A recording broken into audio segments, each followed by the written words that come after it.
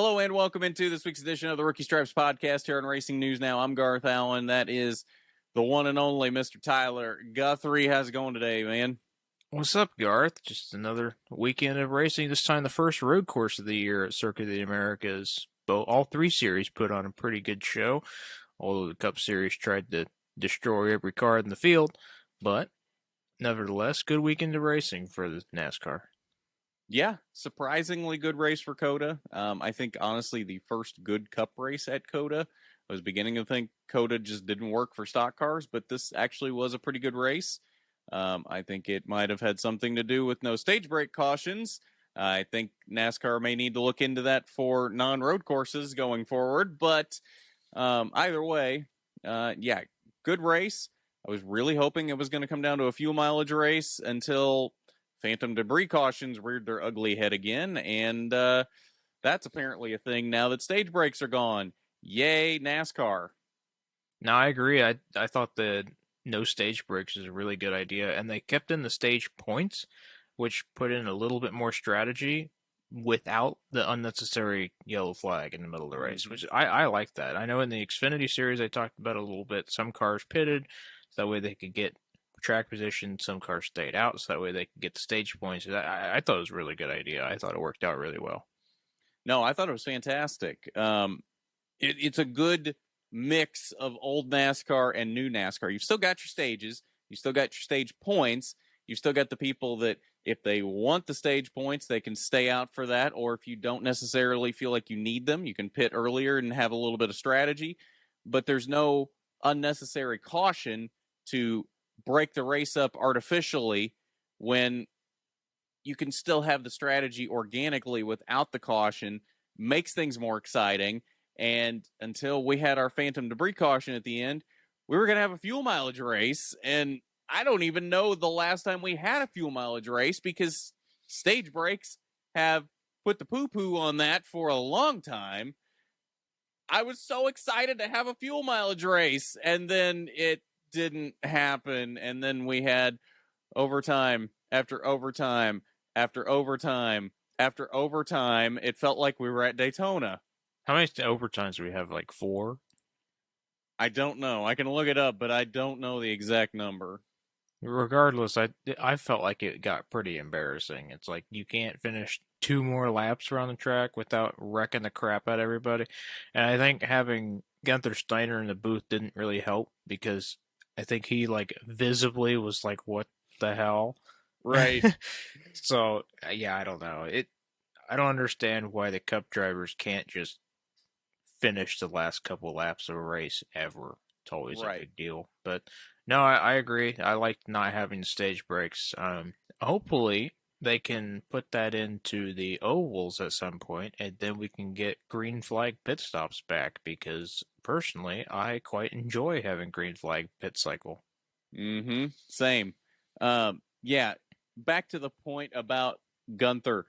I feel like it became very evident the longer we got in the race that Gunther seemed to be getting much more bored with this race, and he just was losing interest the longer it went into the race. Like, it was cool having Gunther in the booth in the beginning because it's Gunther. He's like the star of Drive to Survive at this point. But as the race went on, you could tell he either A, didn't know what was going on, or B, just didn't care, or maybe a combination of both. And he became less and less important in the booth. And I thought it was funny how they had Chase on the broadcast, and Chase wasn't even there. He was like Skyping in from Vail, Colorado, which, why was he in Vail, Colorado? Is he just like taking a vacation right now while Probably he's trying injured? to break his other leg. I guess so. He's going for the full season out at this point, I guess. I don't know. But it felt really weird. There were too many voices, and it really felt like the booth was Mike Joy, Kurt Busch, and Clint Boyer, and then every once in a while they would go, Gunther, what do you think? Chase, what do you think? And they were just kind of like guests on their own broadcast, essentially. It was really weird. Yeah, I watched like wasn't able to watch the race, but I watched like the 20-something minute highlight reel thing NASCAR puts out, and didn't hear Gunther once in the entire highlight reel. It's like I understand he wasn't the play-by-play announcer for that, but still, like, you know, you can speak, dude. Right. Yeah, he didn't speak very much, and most of the time when he did, it was Kurt or Clint going, Gunther, what do you think about this? And the thing is, I'll give him a little bit of slack there because I'm not sure he may just not have been very comfortable in the booth because as far as I know, I don't know that he's ever done anything like that before. So it may just be that he wasn't super comfortable in there, and throwing him into a situation of a series that he doesn't follow or have any involvement in or probably not much knowledge of, there's not a lot to speak on in that case. So it was just a very weird decision by Fox to have him on there. Like, I like Gunther. I feel like he's one of my favorite parts of Drive to Survive, but it felt like a very weird decision to have him on this broadcast. I feel like if you were going to pick a guy from F1 to be in a NASCAR broadcast booth, it would be not Gunther. I understand why they picked him because of his relation with Haas, and Haas has a NASCAR and an F1 team and all that. But at the same time, like, he seems like a really awkward person anyway, and if you're just going to have somebody talk about racing, Gunther would be like my last choice. But yeah, I don't know. It was okay. Let's not do it again. Yeah. But I mean, maybe he just got confused because the gap between first and second for most of the race was under a second and not just barely under a minute. I don't know. Yeah. And the thing is, he might have been better if you'd stuck him like on an F1 broadcast, something that he actually has knowledge of. But I doubt he had much knowledge of NASCAR coming into this, because that just seems like the F1 paddock as a whole, they don't really care about NASCAR. But I know there's some of them that do, but for the most part, I don't think many of them follow NASCAR at all or very much. So it wouldn't surprise me if he really didn't have hardly any knowledge of NASCAR. So you throw him in there with little to no knowledge. What's he going to contribute other than maybe asking some very casual questions here and there? There was one point, Kurt asked him, they had a restart and everybody's going 5, 6, 7 wide down into turn 1 as NASCAR does at COTA. And Kurt goes, Gunther, what do you do in this situation? Like, how do you feel going down into that corner like that? And I'm sitting there like, Gunther has never seen 7 wide into turn 1 at COTA in his life. Or any other track for that matter. Right. The last time F1 went 7 wide, it was like Singapore a couple years ago in the rain, and they took out half the field. And Gunther didn't even say anything. Like, Kurt asked him this question, and Gunther doesn't say a word. And Kurt's like, well, do you hope and pray? And Gunther's just like, yeah, I guess so. That's probably all you could do. Like, Gunther has no idea. What are you doing? Well, when you have Chase Briscoe and Ross Chastain coming up the inside, hope and pray is about all you can do. I know NASCAR showed like an overhead replay of that, and it was just, first of all, Ross Chastain didn't brake early enough, and then, Chase Briscoe braked even later and just shoved Chastain into the field, and that's how Martin Truex Jr. got spun out. And it's just, I understand, like, restart, you got to get all the positions you can, but maybe, like, the one flaw of COTA is that turn 1 is just this giant hairpin on the top of a hill. Maybe let's go to a road course that doesn't have that. I like Circuit Americas, but maybe let's pick a couple that don't have a hairpin turn as turn 1. Like, I don't know, Road America, but whatever, Here's an idea. What if they ran COTA backward? Now, I know everybody's probably getting the pitchforks out right now. Run a track backward. Why would we ever do that? That's blasphemy. You're not going to have the hairpin going down into turn 1, so you're not really going to have that issue because turn 20, 21, whatever that is, whatever the last corner is, isn't a two right hand 90 degrees. Yeah. I feel like that would be a much better way to start the lap, and then you end the lap with your hairpin and go downhill. Maybe it's great until you put it as a playoff race and you got like one guy that needs to win the race and just pile drives first place to win. Of course, that's just NASCAR at that point, Right. I feel like it doesn't matter if that's COTA or where it is. It's going to happen regardless. Look at Chastain's Hail Melon last year. guys are going to find a way to do stupid shit like that. But at least that was smart, stupid. Well, yeah, it was smart because he got in. It wasn't going to be smart if he just went into the wall and it slowed him down and he lost like 5 spots. That would have been hilarious, though. Can you imagine if he just like nose first into the wall and didn't go anywhere? We wouldn't have that car on display if that happened. Nope. He wouldn't take a piece of the wall home with him. Did you see that where they fixed the wall a couple weeks ago and they let him keep a piece of it? Yeah, I'm like, okay, I guess. Right. I mean, I thought it was weird. Mm-hmm. I don't personally think that was important enough to be like, let's save this wall kind of deal, but I don't know. That's just me. I mean, there are people calling it one of the most important moments in NASCAR history, so compared to what? Compared to all of NASCAR history, apparently. Okay. Whatever. I mean, to be fair, it's the only time it's ever going to happen since they made a rule against it. Yeah, but in the grand scheme of NASCAR history, I would say that's not super important. I would say it would be more important if he had won the championship. If that's what got him into the championship for, and then he backed it up and won the championship, then it would be a much more important piece of history. Right, but then he just like laid a dud the next week. So didn't he finish second? Maybe, I don't know. I think he did. All I remember from that championship race is it was Phoenix, and we know how I feel about Phoenix. And then Joey Logano won, so I just really didn't care at all whatsoever.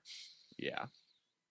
I think he and Logano were the only ones really in contention. Like, usually it ends up the championship 4 are like the top 4 always in the race. Now that we've got the championship 4. Which is a little bit suspicious, right, in my opinion. But yeah.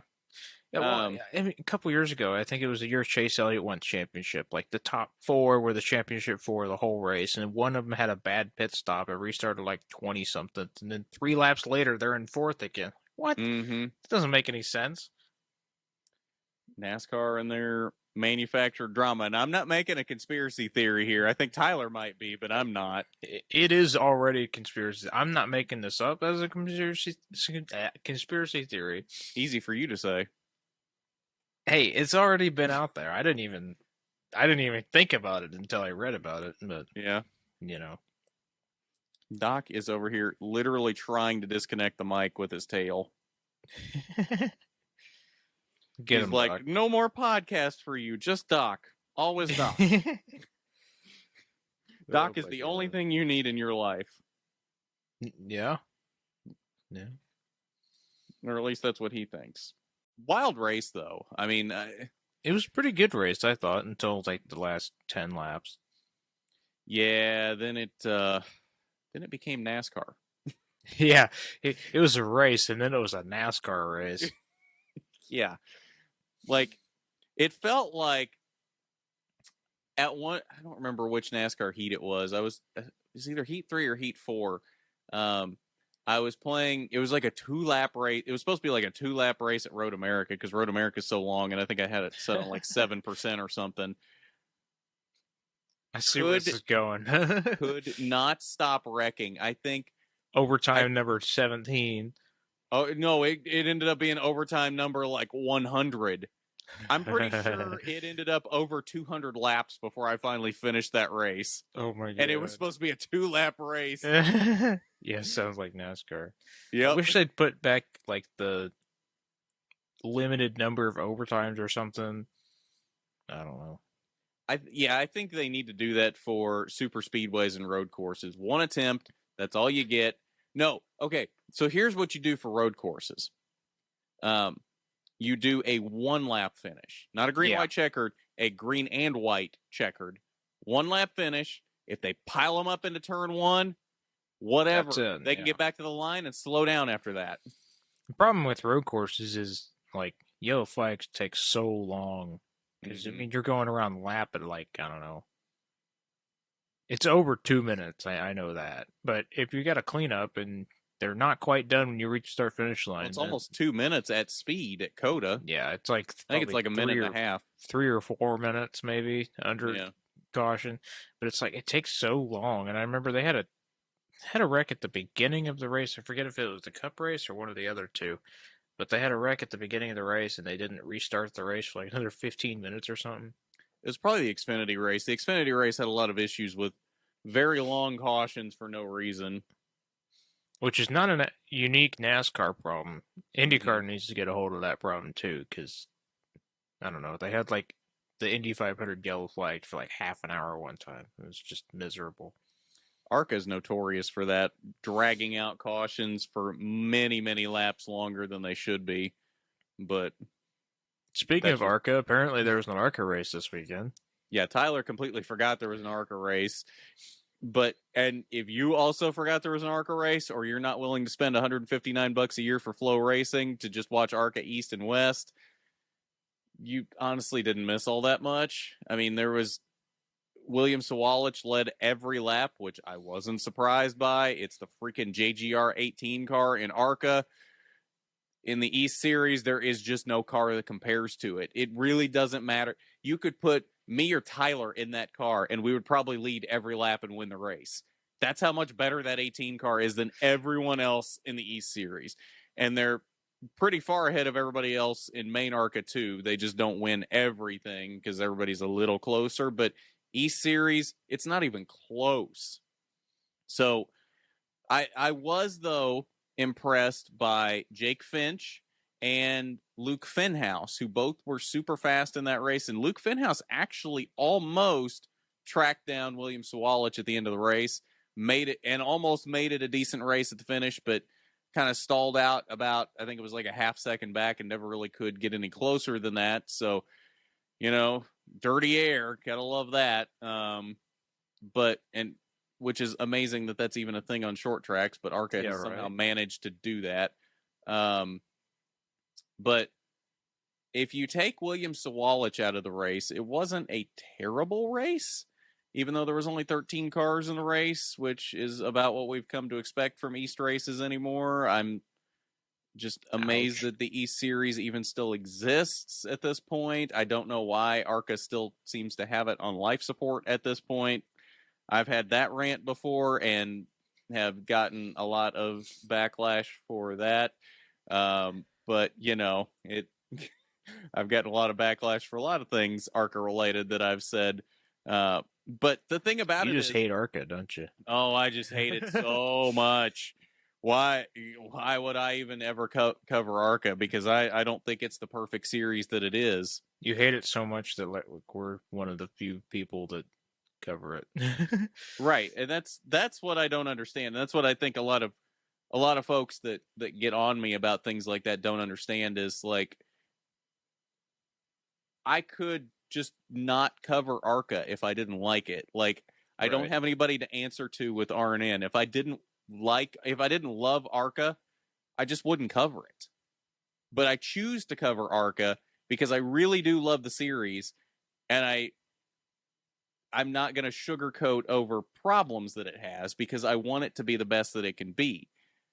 And the thing about it is, when you've got Charlie Krall, who does the PR for ARCA and the play-by-play for these East and West races on Flow Racing, who is the self-proclaimed ARCA propaganda minister, and literally will never say a bad thing about ARCA. I challenge you to go back through every Charlie Krall interview I've ever done on RNN and find one thing he said negative about ARCA, which that's not a bash on Charlie. He's the PR guy. He's supposed to talk it up and act. Yeah, exactly.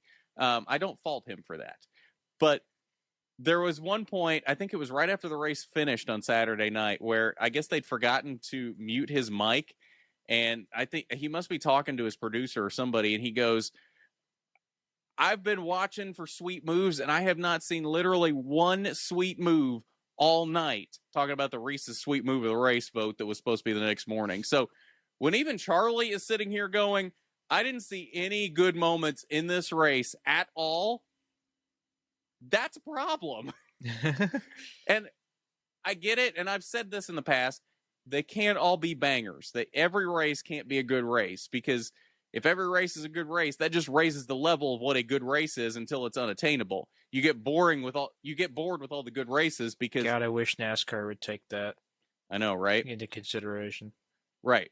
But at the same time, that's almost every East race at this point, because when you've got the JGR 18 car in there, they're going to pretty much dominate everything. And that's a lot of the main ARCA races at this point, too.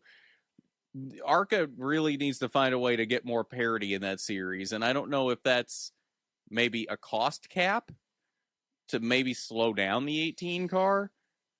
Just throwing some ideas out here, seeing what sticks. I'm probably going to get shot down on that. I'm probably going to get some hate for that. But that may not be the worst idea, is to implement a cost cap, because that's one of the biggest problems with ARCA right now in getting car counts is they've tried to do all these cost-saving measures, but at the same time, it's still very expensive to be in ARCA. So that might be the solution, is to implement a cost cap.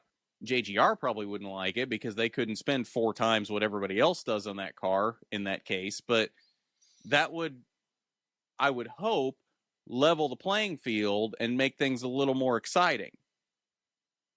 In reality, would that happen? I don't know, but I think it's worth a shot.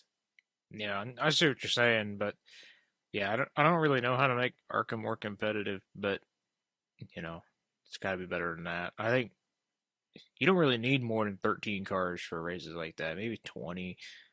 You're not going to roll up with 40 cars at a track like that, but you know, still, Well, I don't even care if like the leader runs away with the race as long as second and third is competitive to watch. You know, and the thing was, second and third was fairly competitive most of the race. Luke Fenhouse and Jake Finch actually had a pretty good battle for second and third. Now, in the grand scheme of things, second and third doesn't mean a lot at the end of the day when William Sawalich is not even close to them. But it wasn't a terrible race for second. That was probably about the only decent battle in the entire field all night, because I think we ended up with like 4 cars on the lead lap. Ouch. Yeah, Sean Hingorani, I think, was the only other car on the lead lap. LeVar Scott was a lap down. Tyler Reif was a lap down. And everybody else was just like the non-competitive cars that were many, many, many laps down. Yeah, there was only like 6 up-to-speed cars in this race out of the 13, which I guess is half the field. But when the field is 13, I don't know that that's necessarily a good number to have still. No, probably not, but I don't know. When's the next big ARCA race? The next main ARCA race is going to be Talladega, which is on April 22nd. So we've still got just under a month for that. Although the West Series has race number 2, technically, their first standalone race. But since the Phoenix race was a combo race, it's technically race number 2. They'll be at Irwindale this weekend on Saturday night for the West Coast Stock Car Motorsports Hall of Fame 150. That is way too many words. That is too much of a mouthful. I'm surprised I got it out without stumbling through it. But it is Irwindale and should be a pretty good race. Irwindale actually usually puts on a pretty good race. But that still sounds better than Where's the Beef 300 or whatever we had a couple weeks ago. Beef, it's what's for dinner. Oh, that's right. Beef, it's what's for dinner. It's just that's my favorite. And you have to promote that, and then I don't know. That just sounds awkward to say. I don't like it. It makes me feel weird. I think that's the point. Or it probably isn't, but it's probably not, because I don't think that like a promoter would be like, here, let's just make everybody feel weird when we think about this race. But I mean, it probably makes you feel more. You probably didn't feel as weird with it until I started doing it as beef. It's what's for dinner. No, I read it in that voice the first time I read it. I still thought it was weird. Didn't they used to have Sam Elliott do those commercials? I don't know. That's where I get the beef. It's what's for dinner, because he's got that like real low octave voice. I love Sam Elliott, by the way, one of my favorite actors ever. What is it we got coming up? We got like the 811 call before you dig 250 or some crap. I don't. There's some weird sponsors these days, which. I mean, hey, sponsorship is good sponsorship. However, exactly. Yeah, I mean, at least make it make sense. Right. If they want to be involved in NASCAR, I don't have any problem with that. But it's definitely 811 call before you dig is not the same as Tide. Yeah, right. Like the Pennzoil 250. It's just a Right. 811 call before you dig. Right. Beef. I don't know. And like I said, I'm not saying 811 call before you dig. It feels like we're just singling out 811 call before you dig. Because it sounds weird. We're not saying they or Beef It's What's for Dinner or whoever shouldn't be sponsors. Because again, if they want to be involved in racing, great. Like, yeah, I don't have a problem with being involved in racing, but please just make a race title that makes sense. Right? What else happened this weekend? Garth died. That's what happened this weekend. Did anything even happen in the truck race? Zane Smith was on fire after he Oh, won. yeah. Zane Smith's truck caught on fire after the frickin' race. That was weird. Those stupid mud flaps. What do you mean stupid mud flaps? They're cool. And when it rains in Texas all the time, then they can deflect the rain. Uh-huh. I mean, you could say the same thing about Phoenix, but it rained in Phoenix, so... Doesn't it, like, snow? No, it snowed in California. Mm-hmm. Which, I guess, isn't that not believable, but... It's pretty unbelievable that it snows in L.A. Can they race rain tires at Phoenix now? Yes. That's how we make the championship race more exciting. Or make it worse, because everybody would just be slower and not really racing. No. It'd make it more exciting, because it's Phoenix. It'd probably be about the same thing, just slower. Yeah. At least it'd look cooler. But and the thing is, they can only race in the rain if the track's just damp. If they actually lose the track, like if it's a downpour, they still can't use those tires. It's not like a road course where they can race in torrential rain. They still can't do that on an oval. Should. I don't think it would work out very well. I won't be happy until I can see him race in a monsoon at Daytona. I mean, technically they did last year, and yeah, they did. That went really well. Yeah, right. William Byron this week. What a dude! Yes, William Byron. He was really, really, really fast in the Cup and Xfinity race, and didn't win either one. Yep, he did some things this weekend. He pushed the right pedal very hard, but could not push it harder than Tyler Reddick or AJ Allmendinger, apparently. He did have a pretty good end of the race in the Xfinity race, with Allmendinger and Byron being really close to each other and kind of not really duking it out, but being close enough to make it interesting. And then the rest of the fields was like 12 seconds behind. It was like watching an F1 race if both Red Bull teammates were competitive. And probably would have had a similar finish with Reddick on Sunday had NASCAR not decided they needed a phantom debris caution to spice things up when it didn't need spiced up. Yeah, right. Just leave it alone. That way nobody makes fun of you, and then you come home with a good race, and then you don't have a shit show at the end. Mm-hmm. But that's NASCAR. But that's what they think everybody wants. Actually, the storyline I thought was kind of cool this weekend was qualifying for all three races. It was actually fairly interesting to care about, and I can't remember the last time qualifying has been something to care about in NASCAR. You're going to have to elaborate more on that, because to be honest, I didn't watch any qualifying session this weekend. Well, Jordan Taylor qualified fourth in being replacement for Chase Elliott, which I thought and then didn't do anything in the race. He didn't do anything in the race, but he still qualified fourth. That's kind of cool. In the truck race, Alex Bowman popped a tire in qualifying, and they didn't let him change to a different set of tires. So Alex Bowman missed the truck race. He did not qualify for the race. Which is interesting, because he probably would have been in contention for the win in that Spire truck. Yeah. Yeah. So wild. But that's maybe NASCAR. They were trying to add parity to the truck race. Truck race is all right. I enjoyed watching the truck race. It just kind of went at the end. Well, it was exciting after Chastain and Kyle weren't really up front. Although they had a pretty good battle themselves when they were up front.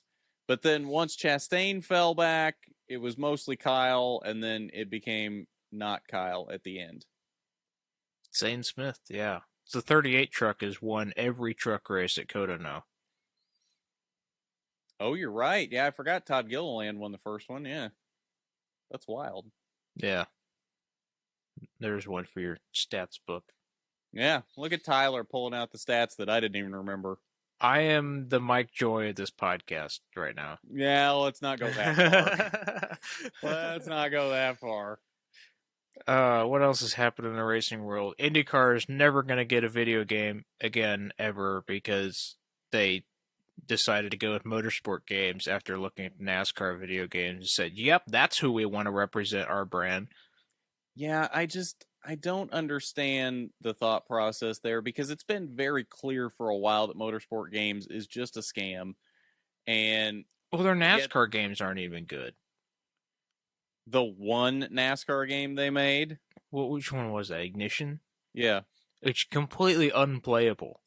It is. Absolutely unplayable. You go into turn one and you just like wreck because there's no rear end of the car. The thing is, it had a decent physics base. Like, if you could make it a full lap, it actually felt decent to drive. The problem was there's so many glitches and game-breaking in that game that it becomes unplayable. So they basically decided to completely scrap that, and they're going to, if it ever releases, they're going to build the next one off of Kartcraft instead, which is going to be interesting.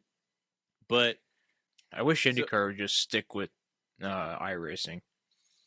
They should have, or at least gone with like iRacing and Monster Games for the console stuff, so that it was actually honestly, a reputable company. Do you really need a console game? I mean, I don't know. That's how you get kids involved. Yeah, I mean, that's how I knew the majority of the drivers growing up was from playing the NASCAR Thunder games. Yeah, that's true. NASCAR Thunder games were awesome. Mm-hmm. Last good NASCAR game we had would have been NASCAR 06 Total Team Control. And it went off a cliff after that. EA stopped caring after that one. Eutechnics was just NASCAR Heat games from 704 were starting to get good, and then Motorsport Games came in and bought them and said, nope, we don't care about this. Yeah, we don't actually want to make a good video game. Nope. I don't get what the deal is. Like, I know F1 is obviously like a way bigger global sport than NASCAR or IndyCar will ever be, but they have a really good game, and they've had this same producer for like 13 years or something like that. Why is it so hard for NASCAR and IndyCar to get a video game like that? I mean, they're both American racing series, and how many American entertainment studios are there? You can't find one of them that can make you a good video game? Like, really? Well, IndyCar kind of makes sense because IndyCar does not have the reach, near the reach that NASCAR or F1 does. So I kind of get it. If NASCAR can't get a good game, then IndyCar definitely is not going to get one. But NASCAR, yes, is a little surprising, but at the same time, the NASCAR video game sales for a long time have not been great. So I'm going to guess a lot of the big producers look at that and go, we're not going to be able to sell many of these, not realizing that the reason the sales haven't been great is because nobody's made a good game since like 4 years before EA stopped making them. Yeah. The scary part about it is, though, like, you don't want EA to come back. As much as people keep saying, oh, I wish EA would just come back and make these games. They'd be great because they were great back in the day. They would be riddled with microtransactions, and like half of the game would be behind a paywall. Well, not to say that the Heat games weren't already, but they weren't, though. You had to pay like $20 for paint schemes. Yes, but at least it's just paint schemes. I feel like EA would lock like essential parts of the game behind paywall, or they release certain tracks as DLC that you'd have to pay for. Yeah, I guess. I wish Codemasters had enough people to just make an IndyCar game and a NASCAR game. At this point, I'm not sure I would want them to, since they're owned by EA now, and EA's kind of ruining the F1 games at this point because they're putting all these microtransactions It's in. like the F1 Life type stuff. I don't think there's anything in the actual F1 games that is necessary for the game that's a microtransaction. It's just, oh no, I wanted to wear my pink fuzzy socks in the loading screen. Now I had to pay $3. Like, sure, if you want to wear pink fuzzy socks in the loading screen, pay $3. You be that sucker. Okay, so here's the thing about the F1 games and EA owning them now. I haven't played a lot of the F1 games in the past couple of years since EA has been in control, but I don't believe they are really improving any of the actual gameplay parts of it. It's basically just the same game every year with different paint schemes and updated driver rosters. And the only thing they're really updating is the microtransaction portion of it. It's going to be the same game. It's basically going to be Madden now. It's going to be the F1 version of Madden. Really, though, what are you supposed to do? I mean, racing isn't having any groundbreaking changes every year. If you have a good physics model and good graphics, why build it from the ground up every year, you know? You can add in other aspects that make for the longevity of playing it more enjoyable. So, like, right before EA bought them, like, I think it was the year before EA bought Codemasters, that F1 game had like older cars you could race with. I think there was some older tracks in there. They introduced a story mode on top of career mode. They were still introducing like new features, new gameplay modes, and things like that made it a more enjoyable experience and gave you more to do, so it didn't get boring as quickly. Yeah. Now, there's none of that because EA doesn't care about any of that. The only things they're adding are the pink fuzzy socks type things, because that's what's going to make them money, because people are going to be dumb and pay microtransactions for that stuff. They don't care about improving the gameplay experience. At the same time, you got to remember like all the licensing and crap, because it took a lot for Codemasters to get the classic cars in there. It's an official F1 video game, and they want it to be that season, and it took them forever to be able to get classic cars and classic tracks in it. And they did it like 2013 a little bit, and then had to get away from it again, and it's just, which is why I like people like iRacing, because it's not tied to any specific series. As long as they can get the car scan and the track scan, you can race whatever car on whatever track, because it's not licensed by that league. And I don't know. I need to get into iRacing, but I don't have a PC that could even comprehend it right now. So, but no, I liked iRacing a lot. I hate the IndyCar cut their ties with iRacing the way they did. I think that was a big mistake. I think you could develop your own video game and keep your iRacing base, because think about how much support IndyCar gets from iRacing just in general. Like, there's the iRacing Indy 500. Like, IndyCar drivers get on iRacing and play with casual fans. Why would you try to destroy that? Mm-hmm. Okay, so we've gotten this far into the video game talk, and I don't think we ever told why we even got on this, but the IndyCar and the NASCAR games that were supposed to come out in 2023 for Motorsport Games have been delayed to 2024, and to be honest, I don't even think they'll come out in 2024. I think the IndyCar one is almost delayed indefinitely at this point. Well, the NASCAR game definitely is, because this was originally supposed to be NASCAR 22. Yeah. And they've now pushed it back for a second year. Yeah. And I think the company, they had like a, I don't know, conference call about money stuff. I'm not an accountant, so I don't really know what happened, but I do believe they said they're like $6 million in debt or something. Oh, that's not new. They've been hemorrhaging money since day one. That doesn't surprise me. I mean, you can't put a big studio like that together and never put out a good product and expect to make money off of it. They have created one game since they came into existence, and that's NASCAR 21 Ignition. The only other games they have put out are NASCAR Heat ports on Switch. NASCAR Heat Ultimate Edition and NASCAR Rivals, which are both just NASCAR Heat 5 with updated paint schemes and rosters. That's the only things they have put out since coming into existence. I don't understand why either series picked motorsport games to begin with. I mean, well, you can't look at the products that they've had and think that it's going to be a good idea, you know? I'll tell you exactly why. Because neither one of these series care about what the video game product is or even if it comes out. They signed an exclusivity contract with Motorsport Games, so they are the only ones that can produce video games.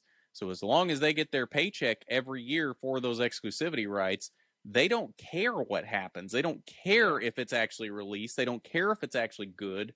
As long as they're getting their money from it, that's all they care about. Which is pathetic because NASCAR and IndyCar are both series that I love and want to see them succeed on a worldwide level, and you can't. I mean, you can't expect people in Europe to wake up at 2 a.m. and watch your races and then not have a way for them to interact with the sport outside of that. Like F1, I mean, I play the F1 games. I don't want to watch the race at, I don't know, 11 at night all the time, but that's early for an F1 race. Right. But I can watch the race recorded later and then go play the video game for a little bit. And as long as the physics model is decent and the graphics are good, which Codemasters did a really good job of, then I'm happy. But as far as NASCAR and IndyCar, I think the most playable thing for console is Forza. Which, I mean, at this point, yeah. Forza's graphics are awesome, but I guess the physics are okay, but the AI suck, and there's not a whole lot of online, really, to speak of.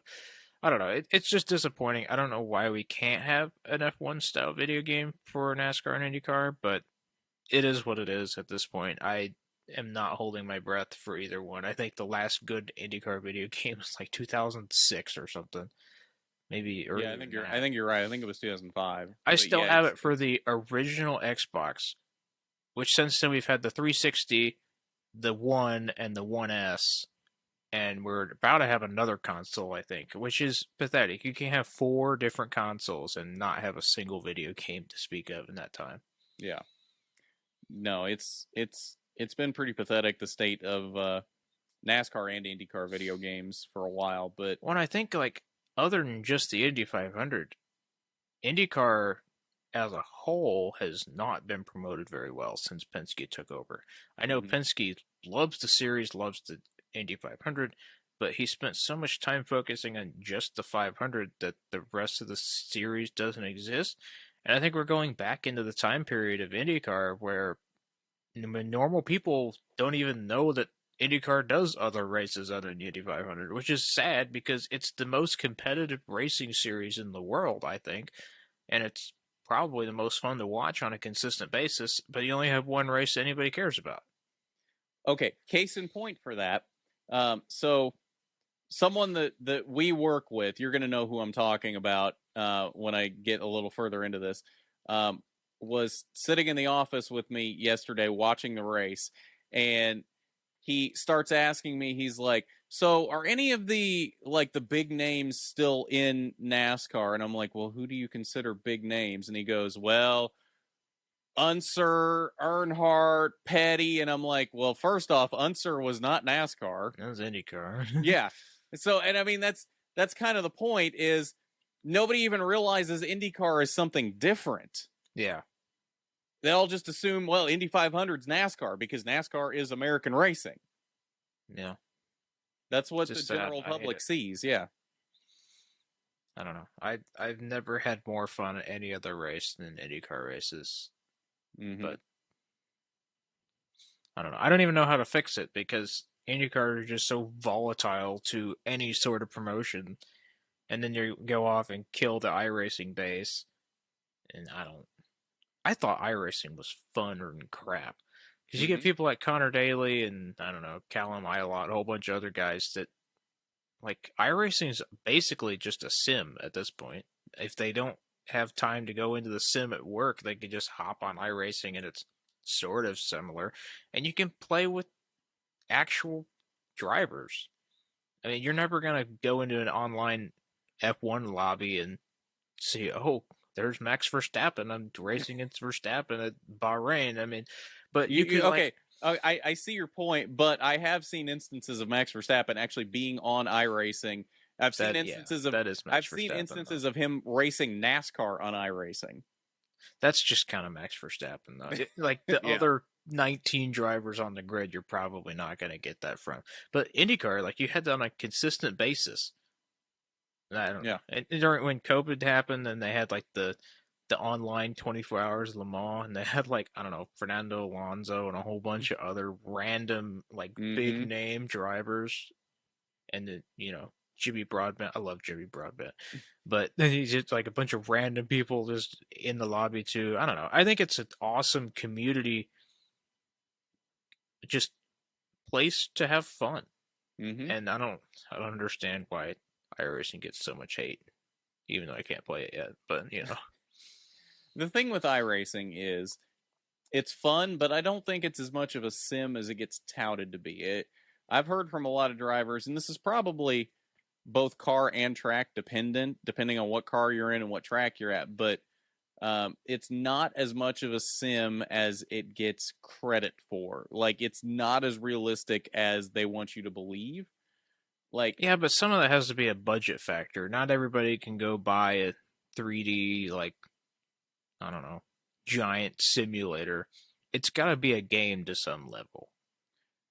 I mean, we're talking about people that like have played it in actual like motion rigs and like as realistic as you can make it, and they're still saying it's not got the feel of the real race car as much as you would think it would, as much as like the actual simulators like the Chevy Sim, the Ford Sim, though the sims that the manufacturers put together are more realistic.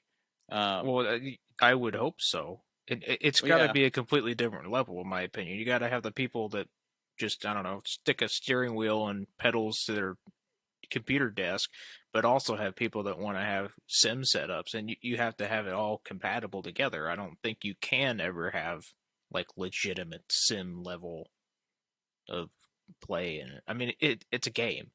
It's a simulation style game. It's not a simulation. Oh, don't say it. Don't say it's a game. They'll get the pitchforks out. Yeah, okay, whatever. But no, racing in general is a game to begin with. So well, yeah. But no, you're right. I think the biggest thing for the actual drivers on iRacing, the biggest thing that you can get from it is just like learning your marks, like learning where you need to brake going into corners, learning where you need to get back on the gas, that kind of thing. But it's never going to fully simulate like what the car is going to do in certain situations, when it's going to get loose, how the tires fall off, that kind of thing. It can get close, but it's never going to get exactly right. Yeah, but I think for people like you and me, which is who it's designed for, like it's the closest we're ever going to get to be able to drive the actual car.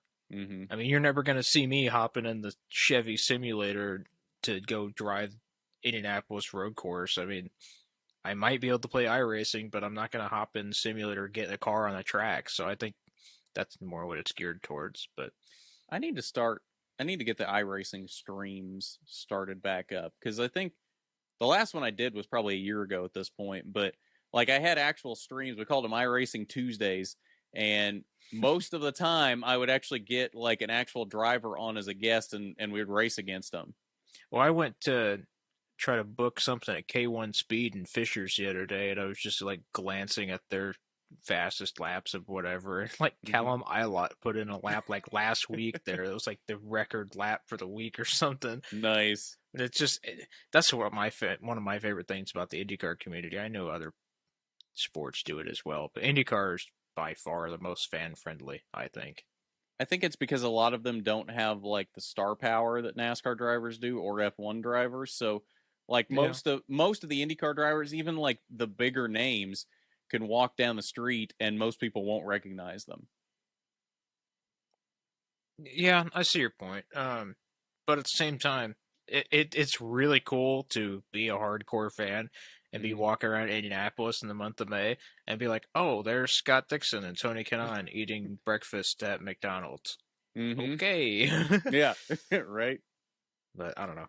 It's my favorite series in the world, and we're never going to get a good video game because they hate iRacing now. So I think we will eventually. It's not going to happen anytime soon, and I don't think it's going to happen under Motorsport Games, or if it does, it's not going to be good. yeah. But I think there will be an IndyCar game eventually. I think, hopefully, IndyCar's eyes have been open to the need for a video game. So whenever Motorsport Games inevitably goes under, they give the license to someone else that actually can put together a game. Or don't have exclusivity licenses because those suck. They do. They don't benefit anyone except for the series because they're getting paid for it regardless of what the product is, if there's even a product. Well, if you think about like the idea of it in the first place, I mean, obviously nobody else can sell your crap.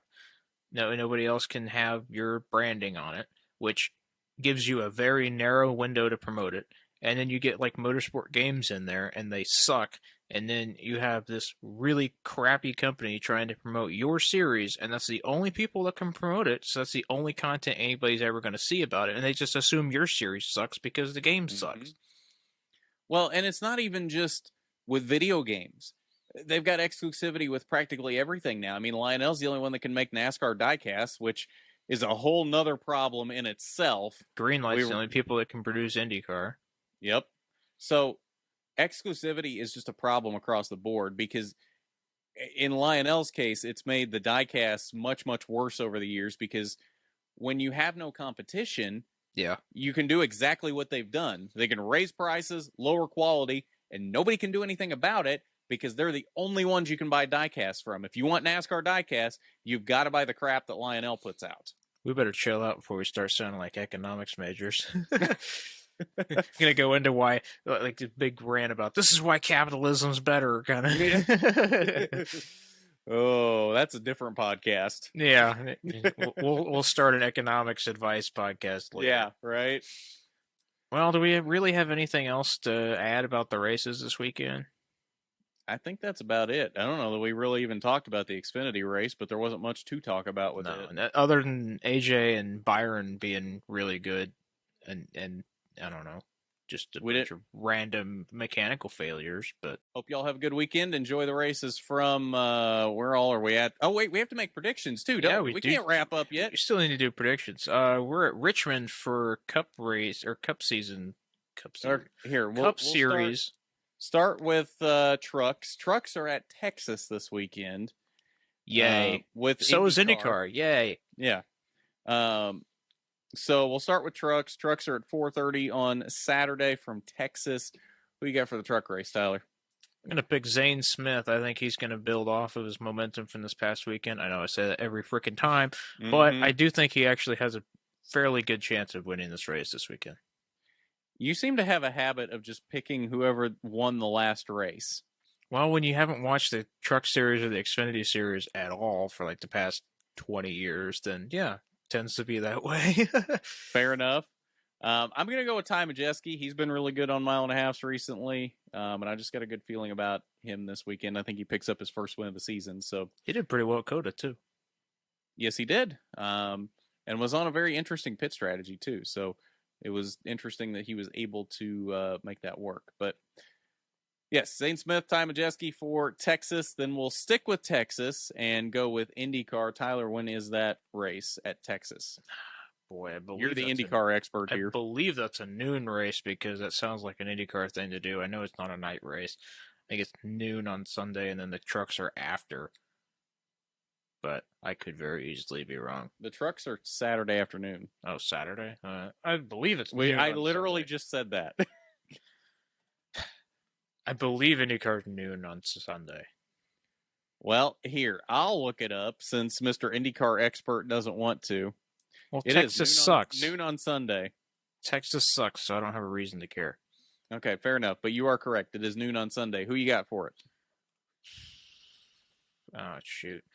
We're going to go Pato O'Ward again. I know he won last year, but he's really fast on the ovals right now, especially the big ovals, Texas and Indy. So I'm going to go Pato O'Ward. You stole my pick. Oops. I'm going to go then with Scott Dixon. because I feel like he's always good at Texas. Yep, always good at Texas, and he's just the GOAT. So Scott Dixon wins at Texas. All right, Xfinity is also on Saturday, but it is from Richmond at 1 p.m. Tyler, who you got for Xfinity? I'm going to go Sam Mayer. I think he'll finally break through for JRM this year, and they maybe won't take each other out this weekend. But he's been showing a lot of speed this year and just hasn't had the results to show for it. So Sam Mayer's my pick. I've heard he could possibly be on the hot seat after this year. So probably why he's shown a lot of speed, trying to either keep his ride or impress for another one. But he's had a lot of speed this year, and I agree he probably will be a good pick. I'm going to go with his teammate, though, Josh Berry. Josh Berry has quite the short track background, and I think he picks up win number 1 in Xfinity this year. There you go. On to the Cup race, which will be Sunday from Richmond at 3:30 p.m., because why wouldn't it be 3:30 p.m.? Tyler, who you got? I got Kevin Harvick this weekend. He showed a lot of speed in both Richmond races last year with this car, and I think just in general he's been fairly good at Richmond throughout his career. I think this will be the first win of his final ride this year. Solid choice. I think that's a good choice. I think, but I am going to go in a different direction, and I specifically did not write this down on our list of picks on the Talking Points page because I wanted to surprise Tyler with this one.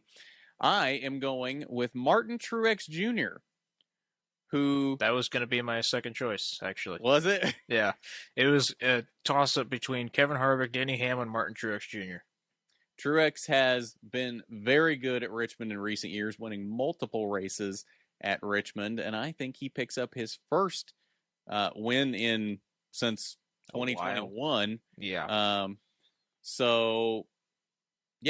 think Truex finally picks up the dub at one of his best tracks as Doc tries to stick his tail in my mouth. That's what Doc thinks about Truex Jr. this weekend. Apparently. But I think that's going to do it for us now. Now that we got through predictions, so we'll get off here so Tyler can take his phone call for work and I can head toward work as well. So as usual, should be 6 p.m. for a premiere for next week as usual, and then Monday to Tuesday for the audio version to come out whenever I can get it edited. So that's going to about do it. So with that, I'm Garth. That's Tyler, and this is the Rookie Stripes podcast on Racing News Now. And Doc. I forgot about Doc. Doc is an integral part of the podcast. Yeah, he is.